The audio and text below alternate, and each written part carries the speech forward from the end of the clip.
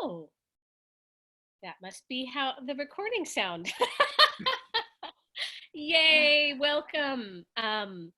You've landed on a series of conversations, of interviews that I'm so happy to be calling.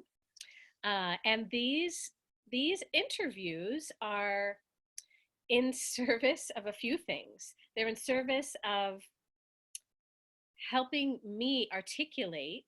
This is actually a reverse podcast in many ways. I'm inviting luminaries and beloved colleagues and sisters primarily to gather and ask me questions so that I can tease out what wants to be said about each of the 58 cards in the Showgirl Awakening deck that is being created right now. It's been in the process of being created for some years, but literally the graphic designer is working on the cards, and it is up to me to commit words to page. And I have some, and these interviews are in service of more words coming. And this is the deal. These concepts and practices and this whole point of view is so very close to me that I live in the middle of it, and I have sometimes a hard time seeing outside of it so that I can best share it. And yeah. And at the tip of my tongue and the tip of my consciousness, what this deck is about is a map and a tool and a whole point of view, but mostly it's a map to experientially come more and more into each person who interacts and plays with this deck, to have the experience of becoming more and more fully embodied as themselves, and to have, through this both playful and very deep frame, a relationship to psychology and spirituality in a very practical sense, to come to have an embodied experience of what it means to individuate and live as the unique human that they came here to be. And I feel like I'm spinning out into the cosmos.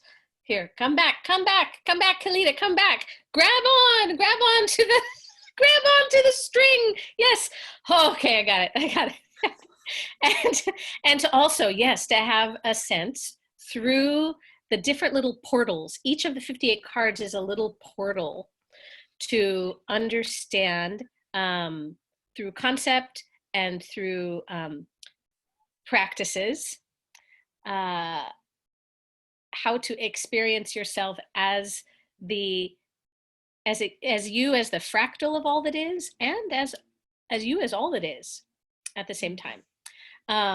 And how that all relates to burlesque, because doesn't everything relate to burlesque?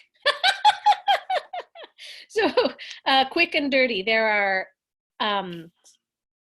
5 different categories in the deck.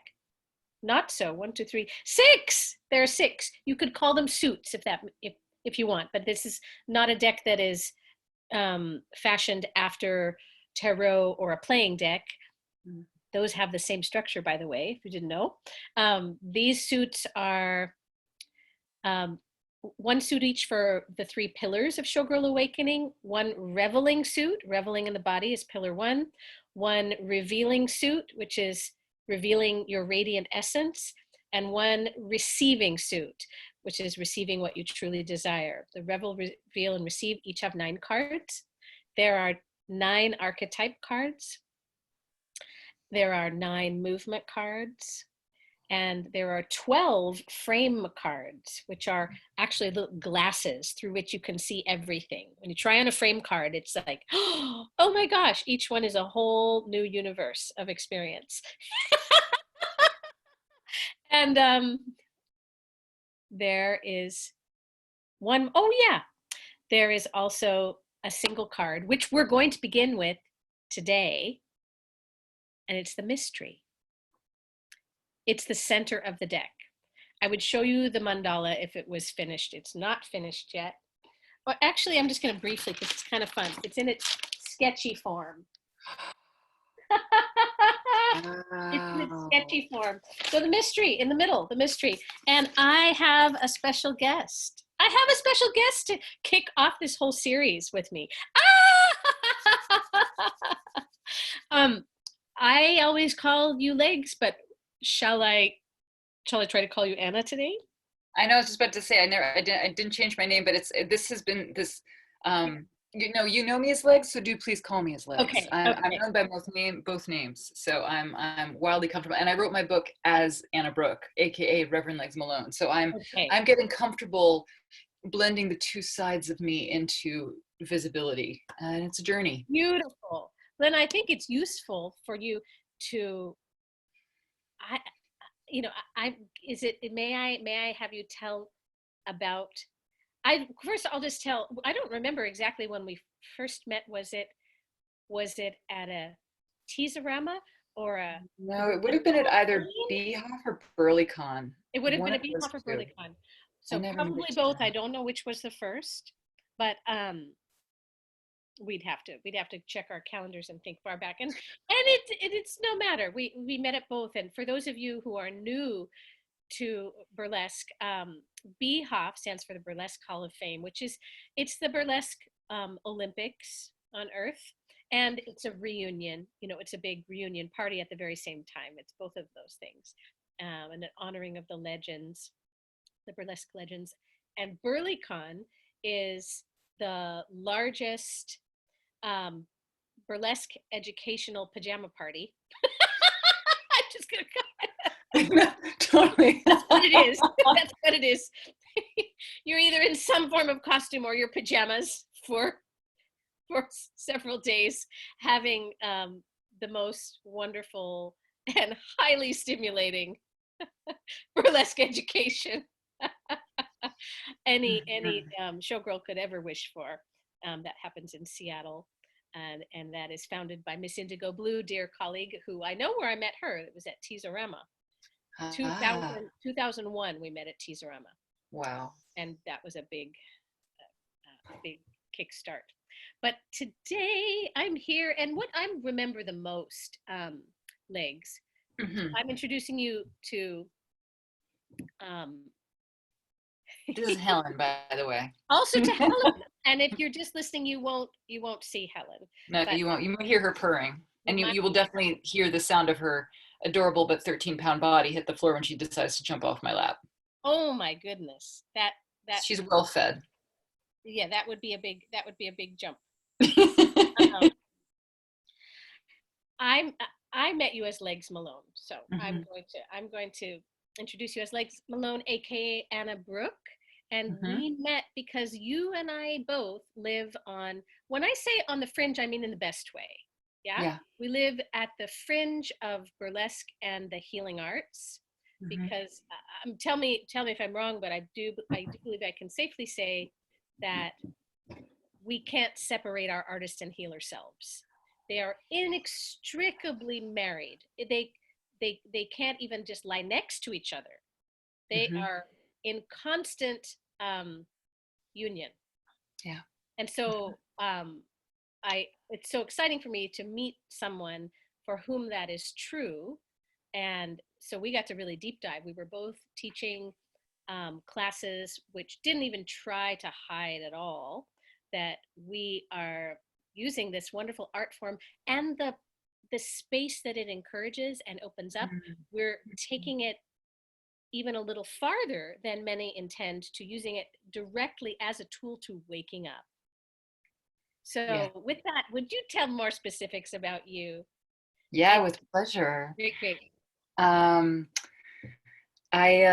So I have been performing. I'll start at the very beginning, which is a very good place to start. I actually got into burlesque because I was told to become a burlesque performer during a meditation. Wow. It is the only time in my life thus far that I heard a disembodied voice outside of my ear. And I was attending a weekend workshop with a world-renowned intuitive, extraordinary woman. And it was all about tapping into your sixth sense. And at the time I was 28, 29, late 20s. And I had hit a wall in my life. And I had gone to this weekend to try to sort of get back to square one and try to connect with me. And she had us do lots of guided meditations to listen to just what intuition would speak. And on the very last day, the final guided meditation, she was asking us, what would bring you the greatest joy in your life? Where, all of this stuff. And the question that triggered this response was, ask yourself what would bring you the greatest joy as a career. Mm. And at the time I was working in the art world. My background's in art history. It had been my dream forever and ever, amen, to be a curator. And I heard a voice in my ear that said burlesque dancer. And I felt like lightning had hit me. All my hair stood up. I opened my eyes. I turned to the side. Nobody was there. And I didn't know what that was. I did not know what a burlesque dancer was. I knew what a dancer was, and I had been a dancer my whole life. I mean, good luck getting me to sit still while music is on. Like, good luck, because you're going to need it. And I went home afterwards, and I ran to my mom's computer, and I hopped on and was like, what is a burlesque dancer? And the first image I saw was Jenny Lee, the famous tassel twirling. And I was like, what? Like, I'm sorry, God, did you have me confused with somebody else? Because what? And I had never received such a message into the core of my being, where it wasn't just a mental thing. It was like, oh, that sounds like a great idea. No, this was like nervous system, electricity, like, go do this. And so I was living abroad at the time, and I had come home for visa reasons. And I Googled, like, I was going to be down in my home. I'm originally from New York City. I was born there. And my mom lives in Massachusetts. And I was up at my mom's for a weekend when I did this thing. And then I went down to New York afterwards. And I was like, okay, how do I find burlesque in New York City? And I stumbled upon the New York School of Burlesque and Joe Boots. And so I registered for a class. I took fan dancing. And I have to say, leading up to this time, I had grown up with an immense amount of self-hatred. I had an eating disorder for many years. I was so uncomfortable and so unsatisfied in my own skin. Yeah. And it's because that I had just been constantly looking outside of myself to be pointed in the direction of what I should be doing. I had never been shown that what was coming from within me was worth listening to, or even worth celebrating, or anything like that. And long story short, I walked into class with Joe. She had us holding these like little like chintzy like $5 like Chinatown fans. Yeah. And had us, strike a pose. And I looked at myself in the mirror, and it's the first time I ever saw myself as beautiful. I mean, like, top to bottom. And I like stopped. I mean, it took my breath away. And so many years of just piling abuse on myself. And I did a lot of damage to myself. I mean, eating disorders are no joke. Yeah. But when I started to like sort of tumble into this crazy thing called burlesque, which took off like wildfire, the rest of my life started. And it happened right around the time, I think I ended up having to leave where I was living in England at the time. And it was Saturn return. I mean, it was like Saturn return has, for anybody who's like 28, 29, Saturn has a very constricting force. And so it tends to force things out of your life that are no longer meant to be there. Yeah. And it's our nature of the attachment to those things that are getting forced out, which dictates whether it's a crisis or a blessing or a relief or whatever. And it was a full-on crisis for me. And but I had no idea that literally like the rest of my life was starting, and it was divine intelligence that was like, oh yeah, Anna Brooke, you want to, how about you do this? Have you ever heard of the name Legs Malone? Which I also received like a shot walking down the street.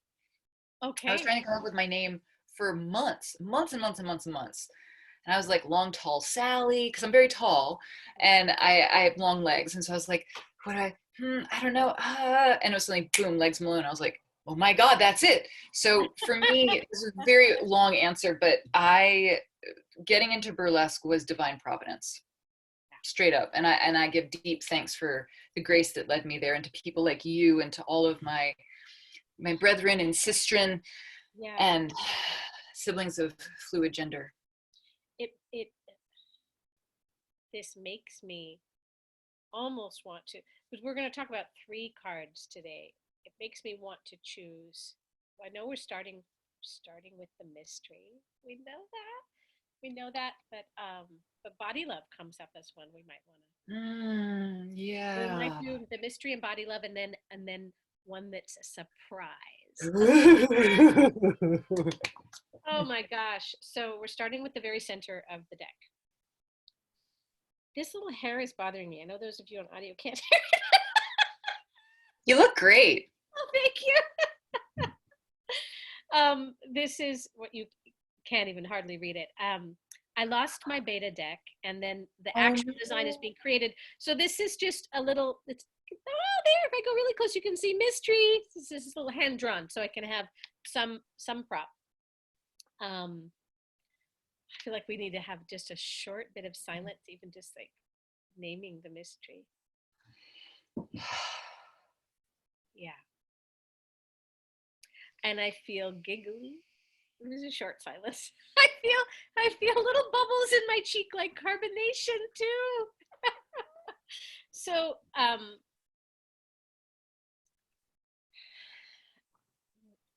I'm going to say this at first, that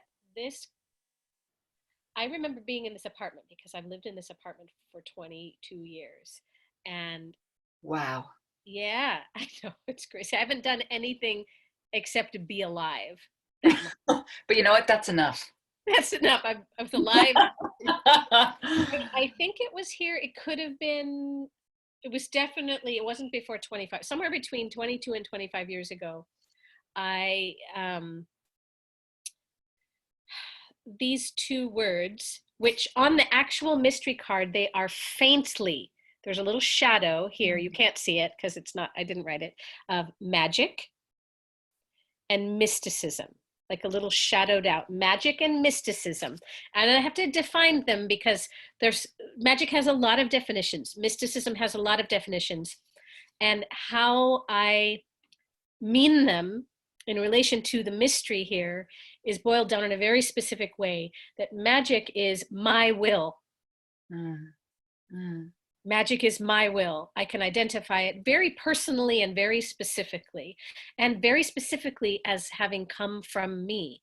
I want, so I shall create, with a spell like you read in a classic witch book, or the spell like the words that I speak, the actions that I take, the things that I reach for, what I intend, all of that has to do with my will.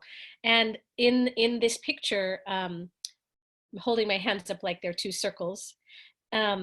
Mysticism is the will of all that is, the will of source, the will of God, the will of the goddess, the will of all that is.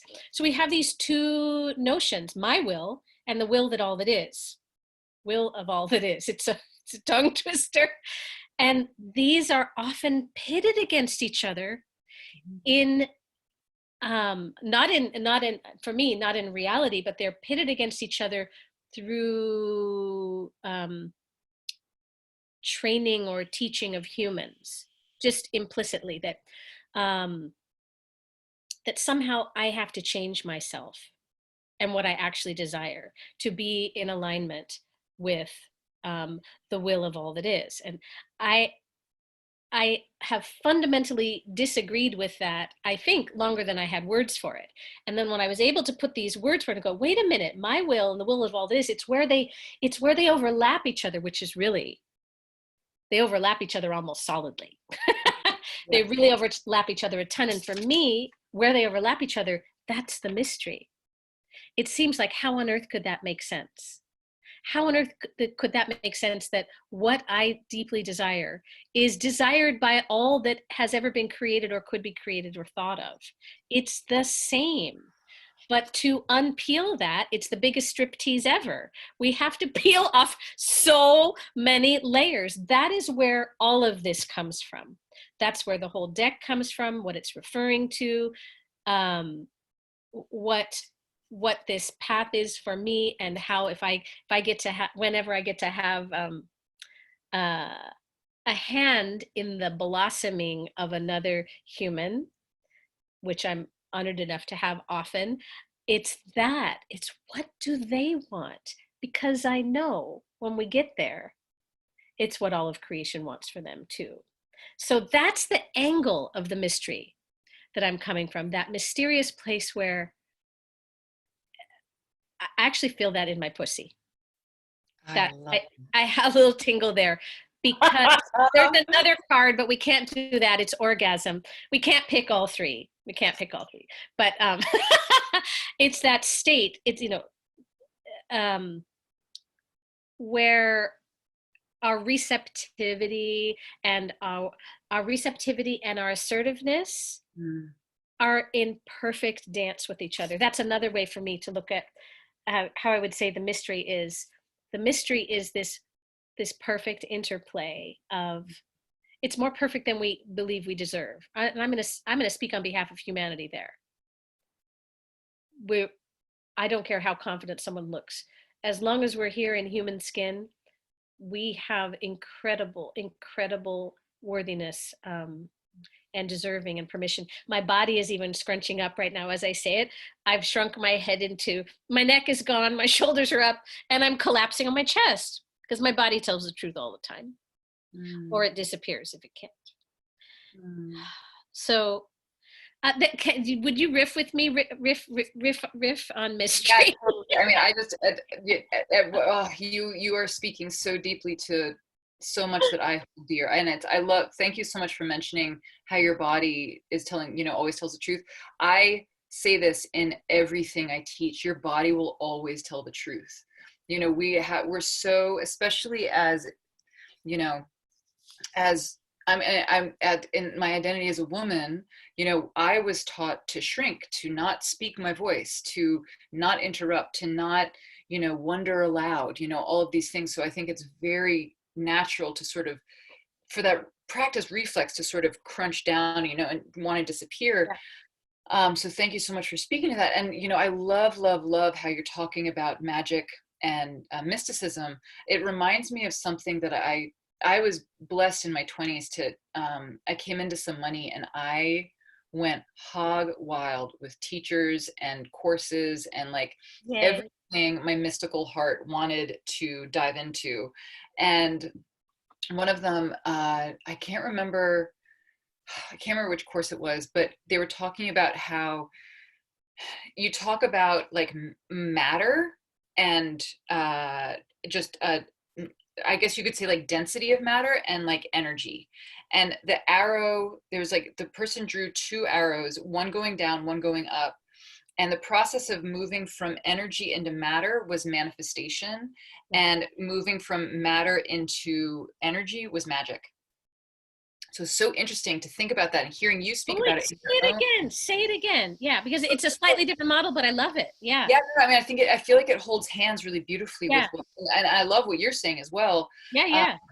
Because it's interesting how both times there is will involved, but it's not always human will. Sometimes it is very much. I mean, like in this case, it's a very terrestrial scale in the sense that, as the magician, you talk about tarot, the magician calling down what it is to manifest into the lived reality, but then going from the dense form up into energy or universe, however you want to call it, that is the practice of magic, making something disappear, shifting from density into they call magic the upward one and manifestation the downward.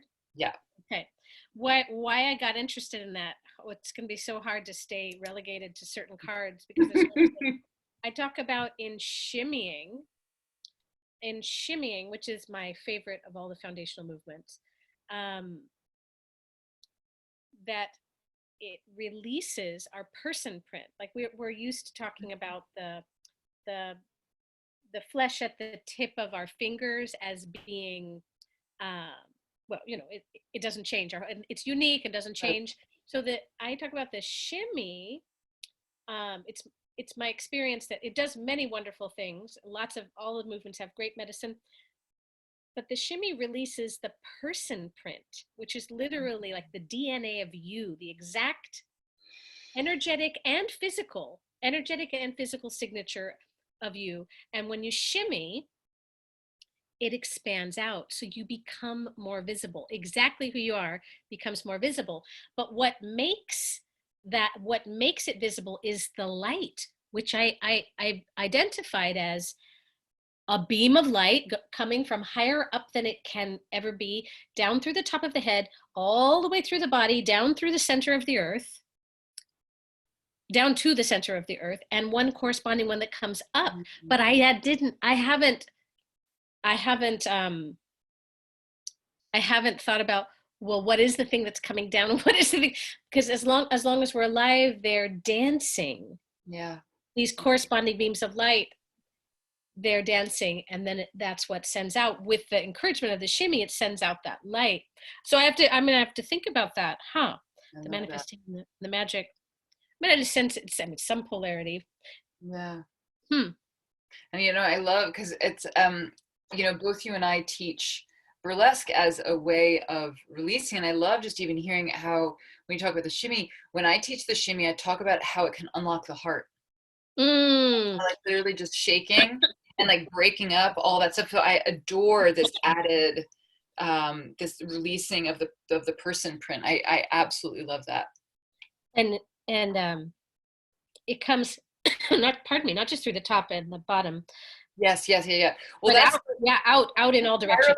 Creation. I mean, like spiraling down, spiraling up. I mean, as a Reiki master, this was one of the things that I learned. Like sending stuff up and sending stuff in. It's clockwise, counterclockwise, or for all the witches, clockwise or widdershins, which is my favorite word. Widdershins, please. Widdershins means counterclockwise.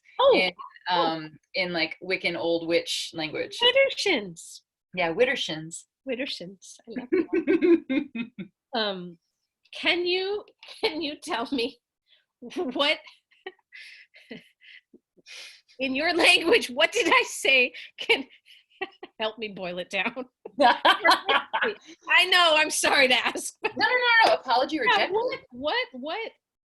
Yeah. I'm curious. So, ask a question, anything. We're sculpting here. Yeah. I love that. Thank you for welcoming me into this really sort of creative, exploratory moment. Like, what a Thank you. Rich fodder. I'm curious to know, this is going to be a very broad question, but where does the mystery and burlesque intersect for you? Oh, yeah, that's a marvelous question. Okay. Yeah, well, I feel like I'm almost going to say the same thing in just slightly different language. In those little 3 to 5 minutes on stage, and that is really what hooked me, is that, the clarity of, I won't be taking anyone else's time. It will be very clear when my music starts, that's my time. If the stage is 5 feet by 8 feet, that's my space. So, because of those beautiful limits, how limits and shape and limits make art possible, and limits make choices are where it's at. I mean, dude, I wrote my graduate, I just want to, pardon me for interrupting. I wrote my master's degree thesis on exactly what you just said. Well, yours, I can't even believe I mean, mine was about games and play. Okay. But it's the same thing, that play is random, whereas games are structure. And that's why play's more scary. Yeah. That's why play's more scary. But here in, and I'm just, since this is the first in the series, if you guys, anyone listening now is excited about this, just know you will be traveling through my psyche, and the road bends in mysterious ways. Speaking of mysteries, I mean, I just have to get used to, oh my gosh, wait, where did it go? Oh, way around the corner, back around the tree. And I am a big chunk thinker. I I often am seeing how everything's related, and that's what's interesting to me, is how is everything related. Um, so I will be constantly pulling myself back. That's why I love it. We have the three cards, and so the mystery. How do I experience the mystery in burlesque? Is that in those minutes and in that time,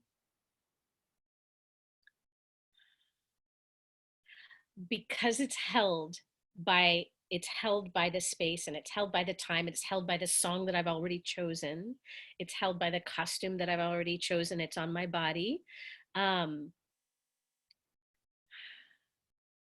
and all of those choices, especially the music and the costume, have been so specific. Those have been the magic. Those have been, oh yeah, I'm choosing that song, and I'm choosing that costume. So when I'm showing up with, and I'm reaching for what I want, I'm reaching for what I want with these very concrete choices, and whatever movements, whether I have a very filled out choreography or a looser one, more of a skeletal structure, whatever it is, I I have gifted myself with all of these choices so that they can support me in simply turning on.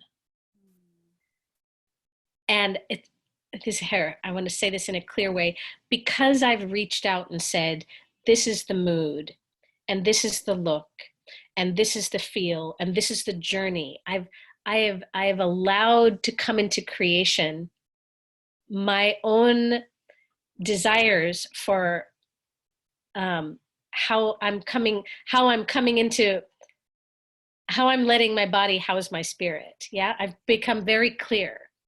And then I get to receive. So I'm not just this blank slate of which is a beautiful thing, but it's not the brand of spirituality that works for me this lifetime. The one that says, and it's beautiful, and I'm just going to say, I feel a little ashamed for saying this, but the, oh, just use me in any way. That's not the angle that works for me now, because of this big chunkness. Yeah, because I identify with so many people and so many countries and so many feelings all at once. My job is actually to narrow it down. And this is probably the job of it clearly is, of a subset of humans. I don't recommend this for everyone. This is not everyone's path, but for me, it's getting dense. Mm-hmm. It's coming down. I can go up so much and not be in my body and not spend time in my body, even doing beautiful acts of service from being out of my body, taking care of someone 3 counties or 3 countries away. But it is my job. And this is one of the ways that the mystery in this way that I get to experience, oh my gosh, where is it that my will, again, I get to experience this in the burlesque act, my will and the will of all that is get to meet there. I get to come in the full service of me simply existing as me. And from there, I can take that delicious knowing after the act, if I've really shown up as me and let you see me and let whoever else is in the house really see me. When someone sees someone else in so strongly associated into themselves as them, mm-hmm. they're vibrating. It's a transmission of, it's an invitation to be that for whatever their person wants to be. It's just, yeah. So in that transmission, I'm getting, I hope this isn't too far flung out. I'm getting to experience that mystery of how could it be? How could it be that actually I think all of this, the whole deck is kind of just can it really be? Can it really be that just coming into, to stop resisting who I am, could that be the place? Could that be the place from which I actually get to serve the best? That's one question. Hopefully there was there an answer in there? Yes, because the mystery is undefinable. I know. And that was the most beautiful, like broad wash, big chunk Kellita brand transmission. This whole deck is just an excuse for a bunch of transmissions. in an or in a It's not an excuse. I would actually counter that it's not an excuse. It's a channel. You are a channel. You're I know. channeling this I wisdom. know. I mean, there I, is there is there is so much energy pouring into our planet right now. Like oh this my God. deck is being, you have the sacred assignment to birth this death, to just as you're birthing the work for all of your students and all the lives that you're healing and touching. So Yeah, and that it is the, of course, for future iterations there might be different or more cards, but somehow that here these are the cards and they make sense. It's just like the act. Yeah, it's the coming of course it's the coming into specificity. It's a finding higher intimacy through coming into specificity. And by the way, those are two of the other cards: intimacy and specificity. Of course they oh, are. Of course cool. they Amazing. are. What more I do long for. I realize that mystery is a word that in and of itself is large and vast. We might pause on mystery. Cool. Yeah? Not that it can ever be exhausted. Well, it's certainly not going anywhere. It's not going anywhere. Not going anywhere. Um, I'm looking for body love. Body love exists in the revealing your radiant essence suit. Yes. Well, you spoke a bit about body love. Mm-hmm. Do you want to say a little more? Yeah, I mean, making peace with my body took a lot of time, but it is, apart from making peace with God, goddess, universe, divine intelligence, however you want to call it, it is, those are both those journeys. I mean, interesting talk again, talking about directionality, like going up and then going in. Yeah. And it's the same action, just in two different directions. It's the same essence, just in two, different, it's not even a different location, because time and space is those are terrestrial concepts. They don't Yeah. exist, like they don't exist outside of planet Earth. But yeah, I'm curious.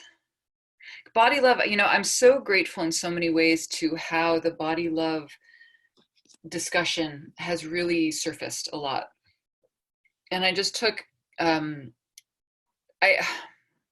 this is where I get to start to be like, okay, corral it in. Like my mind's like 400 sheep that are like, grass, Yeah.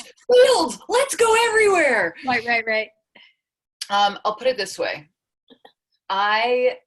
What I am currently working on in my life, in my practice, I'm writing about this right now. It's in my book that's coming out soon as well. Which I can't wait. You're going to tell us about. Yeah, with pleasure, with pleasure. Yeah. But how body hatred is actually a form of white supremacy. Oh, I've heard that. Yeah, please say a little more. With Oh, pleasure. yeah. So I want to say, I realize this could go really deep and really dark really quickly, and it is my intention to stay as light and as Yeah, yeah. grounded in spirit as possible. And so I also want to hear that, have the listeners know that, just as like a little Yes. signal. Thank you. It is not my intention to dive in and dwell there. I want to touch on this because I feel so many of us are unconsciously living at the effect of supremacist notions and supremacist practice. And supremacy is designed to fail, because supremacy says one is better than the other. But that is the paradigm of separation, which is that lies outside of the mind of God. That is actually, it's ego-based thinking. that thinking, the thought of like, that person is separate from me, and thus I need to judge, fear, or shame them Mhm. because they have something I don't. P.S. I'm making air quotes, listeners. Yeah. That it's such a deep human folly that I feel, karmically speaking, it is coming unwound at a dizzying pace and not a moment too soon. Well, And yeah. so I feel that when we talk about body love, in and of itself, yes, it's magnificent. It is so necessary. We are here for a good time, not a long time. And this body is what allows us to feel, to taste, to Uh, hug, to uh, love. I mean, uh, to touch on that other card that we're not going to talk about, having an orgasm, like right. all of that, like body-based realness. Yeah. Who are we to say no to that?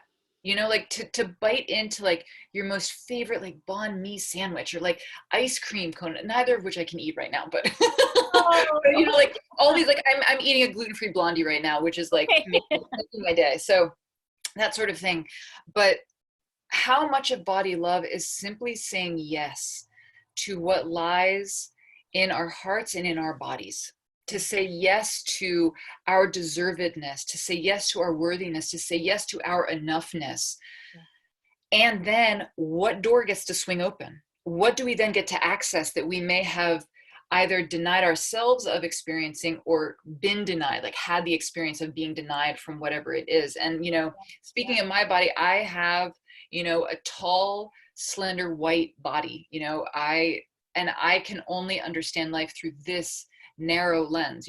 Being a body, from a spiritual standpoint, being in a body is a deep narrowing of perception. Mhm. So even within that, again, like tying it back into mystery, being able to tap into the knowledge and even like to tap into some of the sensation that there is so much more than what we are experiencing and what we are seeing.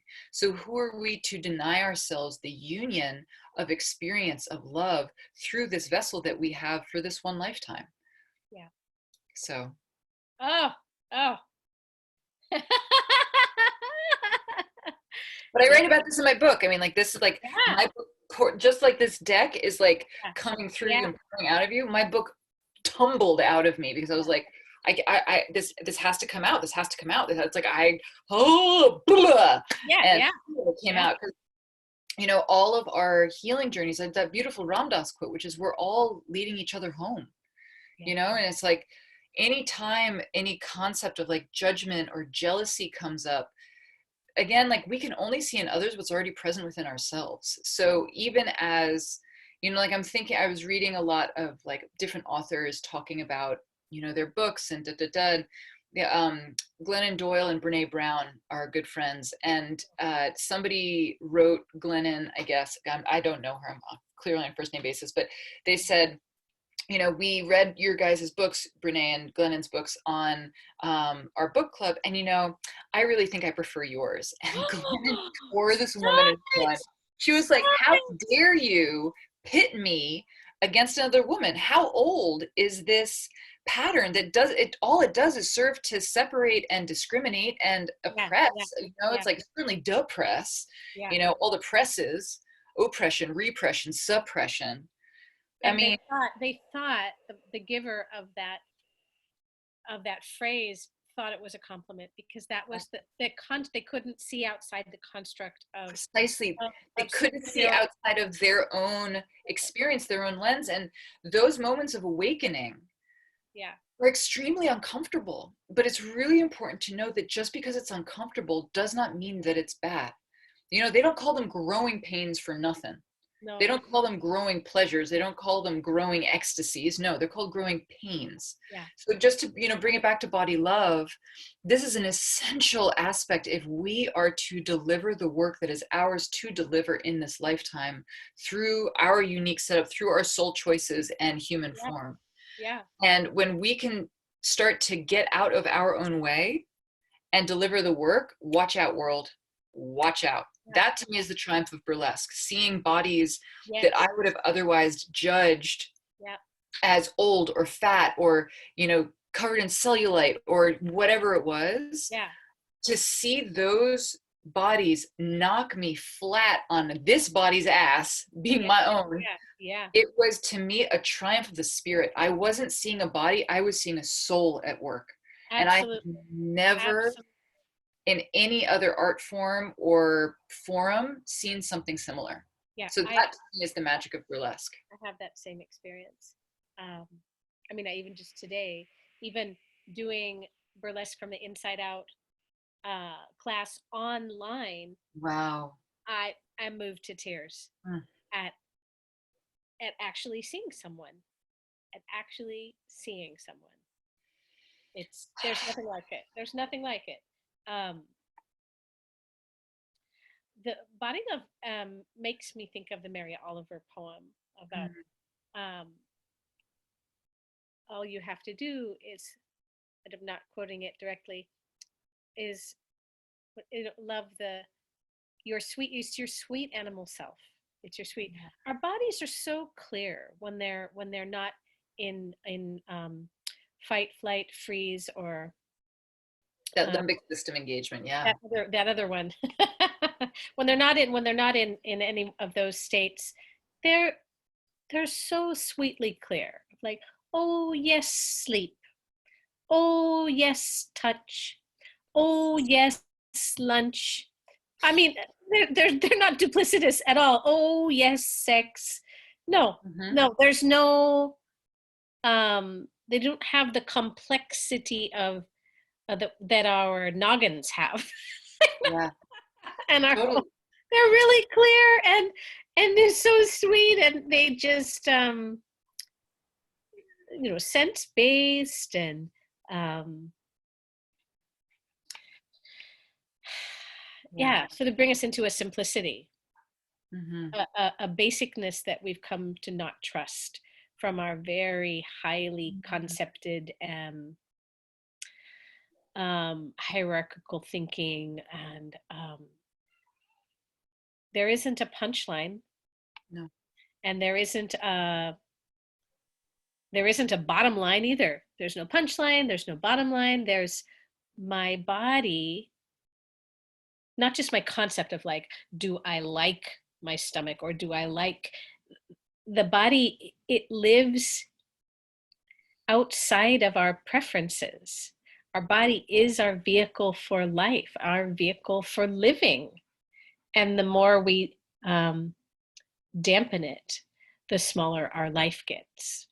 And that we are distracted by our waistlines, inches, and the Which is just color of tools our of hair. control. Like, oh, Again, it's tools of control. It's the colonization of the body. Like it's why are we listening to an intelligence outside of ourselves that tells us to shrink, literally in every way, shape, or form, to be yeah, controlled, to renounce that autonomy that is ours from birth, yeah, to unlearn what we are born knowing, to yeah, quote unquote be re-educated, but that's not a re-education, it's an indoctrination into a system that does not serve life.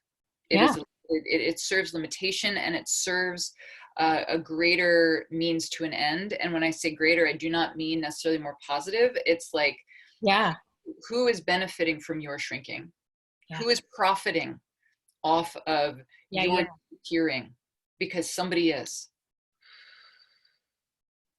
I know. Just yeah, hearing that. By the way, can I just say legs? Yes, can't my darling I Kellita. can't believe you're right here, and I can't believe. I mean, everything you're sharing is like, oh my gosh, And I'm not always chiming in to say that, oh, me too, but there's so many me too's throughout. So many me too's. Yes. I'm gonna pull. Shall I pull the third Yes, card? please. Do it, do it, do it. Oh my gosh.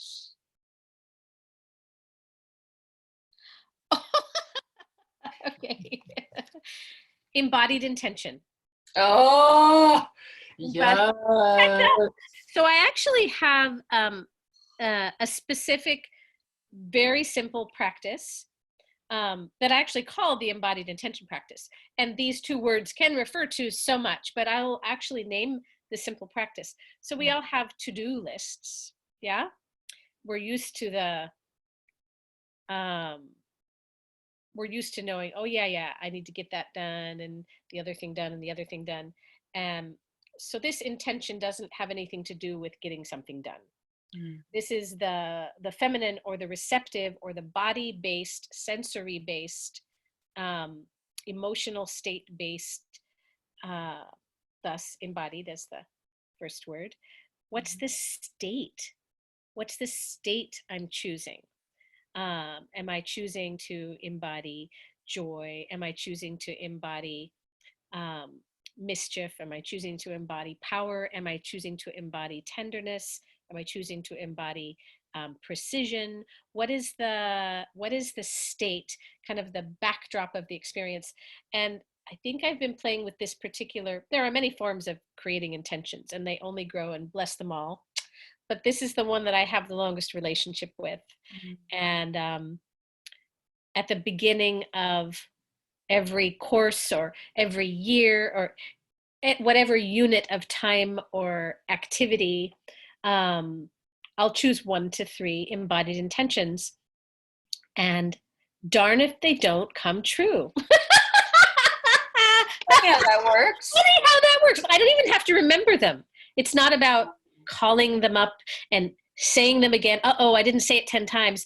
It's literally a planting the seeds in my less than conscious self. And on an experience level, I'm scanning for it. And so I love that. Yeah. This is in the reveling in your body, the revel suit. And it's one of the very first cards if you take them in an order. Yeah, I'm sure you have many thoughts, and do you have any questions? Yeah, I'm curious if, okay, I have like 2 questions. My first one is, are you conscious of the intention or conscious of the presence of the balanced energies, just even in using those 2 words of like masculine, feminine? Oh, no, thank you. Yeah, thank you. Okay, so the embodied bringing more of the feminine Body and and then intention.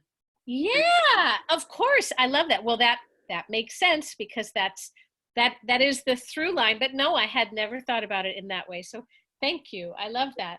That's question number 1. Okay. And then question number 2, would you be willing to share some of your favorite embodied intentions that have provided you with powerful experiences of fill in the blank? Yeah.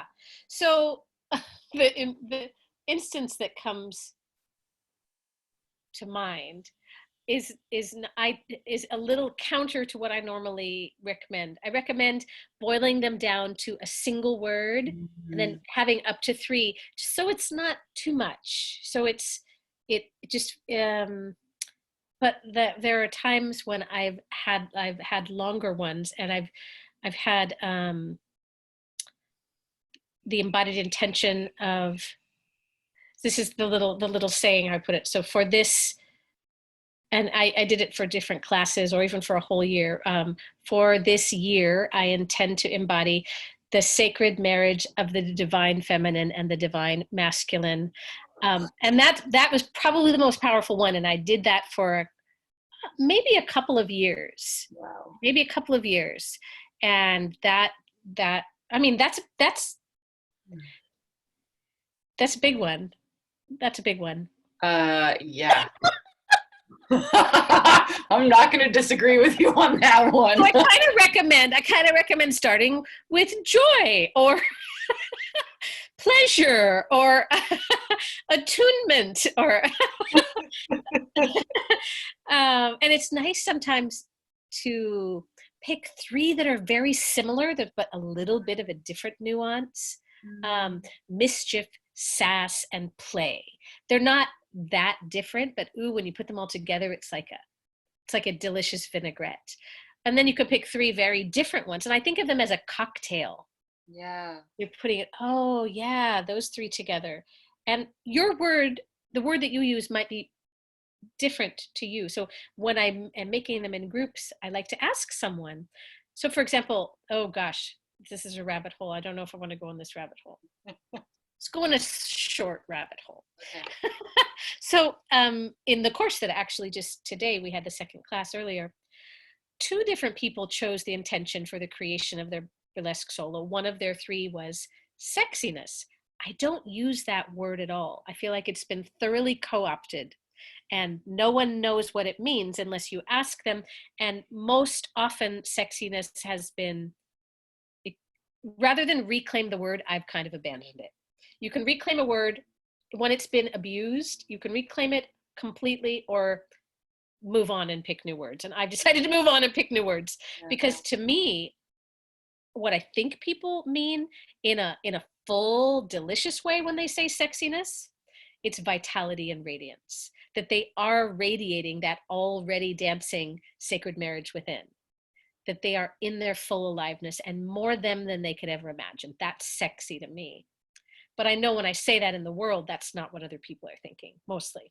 So the two folks in creating the solos, one, I'm not going to get it exactly, but for one of them, it wasn't even mischief, which I think is pretty close. And I think Jo Boobs, she really uses that word to great effect and with precision. What was it? I'm not remembering, but they were very different than my definition or anyone else's. So I find it's very helpful to redefine even words that you imagine someone might know what it means for you when you're making an intention in this way. So you're clear. Yeah. Awesome. I wish I remembered what they were, but they were very different. It wasn't about mischief or sass, and it wasn't about aliveness. It was two totally different things that felt good to them. Yeah. Can I want you to tell us about your book. Oh my gosh, with pleasure. I actually don't have the hard copy yet because of the Rona. But right. I'm waiting for my first hard copy to read, but this is the PDF. I realize this is an audio podcast, so people aren't going to hear it, but it's called Strip Down: How Burlesque Led Me Home. Oh. I can't even wait. Can people order it now? Can they pre-order it? Okay, yes. Tell us how. You can, so they're actually, my distributor IPG has 30 different outlets for this book. I also, for folks who are more comfortable ordering online, I'm really struggling with Amazon right now. I really am having a lot of issues with how they've been treating their workers and Jeff Bezos, and I won't go into it, but initially I was saying, pre-order Amazon, but I actually want to encourage people. You can go to Barnes and Noble, you can go to Goodreads, you can go to Apple, you can go to, there's literally 30 different retailers online. I also want to say, please support your local bookstores. There's a fabulous website called bookshop.org that you can find my book on it, and they will basically put in a pre-order to your local bookstore so that the local bookstore gets the profit. And that is that's really special and really important to me. So, but again, if Amazon's the only thing that's available to you, that's totally cool. I'm not going to fight that. But yeah, it comes out May 26th. It will be out. It will likely be out by the time. Okay, cool. Yeah. Comes out May 26th, and which means my book's a Gemini, which is which I'm a Sagittarius, so that's fine. Like the flip, little other side of the coin for me. But it's all about it's about my journey into burlesque, which I've already spoken a little bit about, but also how getting welcomed into dressing rooms in New York City, like the New York City New Burlesque scene, is so powerful and it full of just the most incredible shamans and magicians and artists and channelers who would never in 1,000 years allow themselves to be called those things. Again, those are my words for them. Yeah. They can define themselves however they want. But it was like coming home. It's how I found my tribe. But within that too, unpacking the concepts of separation, unpacking, the history of oppression and how that has affected how we view other bodies, including our own. That's where white supremacy comes in, the decolonization of the body, unpacking what has been done and the physical anthropologies, whiteness did not exist before the 1700s. But anyway, I digress. I also unpack a lot about judgment. And I talk about basically how burlesque is a form of medicine. There's a chapter called Oh my Burlesque God. as Medicine. Yeah. And Yeah. I actually was supposed to be teaching my first ever retreat at the Omega Institute here Wow. on the East Coast in June, but it got canceled because of the Rona. Yeah. So I hope to be able to bring that back soon enough. But yeah, no, it's an invitation. You know, I called this book in the very, very end. The last chapter is called Making Peace with the Body. Oh, I love And that body love. Yeah. always it's everything. It is our terrestrial lived experience. And you know, I treat this book as an offering, you know, I think it's in the epilogue, I treat it as an offering on the altar of here and now. And you know, may it plant seeds, may it, you know, afford maybe different viewpoints into looking at bigger systems at play that have had various effects on us, how we feel about ourselves. But most importantly, are each of us willing to listen to what is in our heart to deliver what is uniquely ours into the world? Because yeah, mine was burlesque, yours is burlesque shaman. Like, you know, I'm a burlesque reverend, so this is a perfect marriage. But like, I love using the examples, like, what if your dream is to be like a badass corporate accountant? What if your dream is to, like, you know, run the sanitation department? What if your dream is to fill in the blank? Yeah. I'm not here to judge. I'm going to say, you've been put here for a purpose, for a reason. Please, for the love of all that is holy and real, do it. Yeah. Because that's your mission, that's your purpose. If it's what you're dreaming about, that's why you're here. So like, for the good of all mankind, for the evolution of our planet, please listen to what is in your heart, because it's going to lead all of us home. And thank you for saying, because you kind of brought us full circle to, if that is your desire, your will, that is the will of all that is. I mean, there are some, when humans get funky, there's some a couple of outlying spots, but mostly, when it is your deep calling and your deep will, that is you stepping into that, is you stepping into your alignment. Mhm. Your right alignment and right embodiment, because you're living you. Yeah, exactly. Thank you, You're Lane. so welcome, Kellita. I wish I could hug you. Ah! Oh. Say the name of your book once more. Stripped Down: How Burlesque Led Me Home. And I'm using my legal name for it, you know, my birth name, which is Anna Brooke, but it is AKA Reverend Legs Malone. Also Yay! who I am. I am willing to embody that duality, that multi-dimensional self of me, because what are names? They're just labels. Yeah. Pow, pow, pow. Yay! Thanks for joining us. Thank you, Kellita, for having me. I'm so excited for this deck. I hope you tell me when this goes on sale, because I will be among the first Oh to yeah. pre-order. I certainly will. I'll share it with all of you too. I'm gonna ding ding.